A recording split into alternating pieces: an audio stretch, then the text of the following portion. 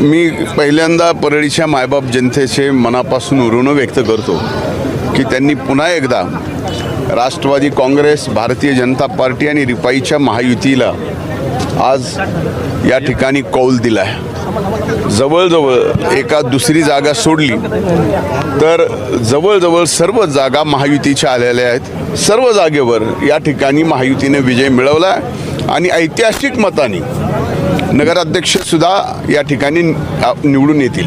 नाही, भाषण कुणी करू दिलं नाही असं म्हणतात। मला कुणी रोखलं होतं भाषण करायला? मी एवढंच म्हणलं होतं की याचं उत्तर ज्यांनी ज्यांनी माझ्यावर टीका केली आहे, ज्यांनी ज्यांनी माझ्या परळीला बदनाम केलं आहे, याचं उत्तर मात्र त्यावेळेस मी 2 तारीख बनलं होतं। निवडणूक लांबली म्हणून आज 21 तारखेला परळीच्या मायबाप जनतेकडून ज्यांनी ज्यांनी आम्हाला बदनाम केलं त्यांच्या तोंडात ही चपराक आहे। इथं खासदार तळ ठोकून राहिले किंवा इथंच राहिले तरी परळीच्या मायबाप जनतेमध्ये काही फरक पडत नाही।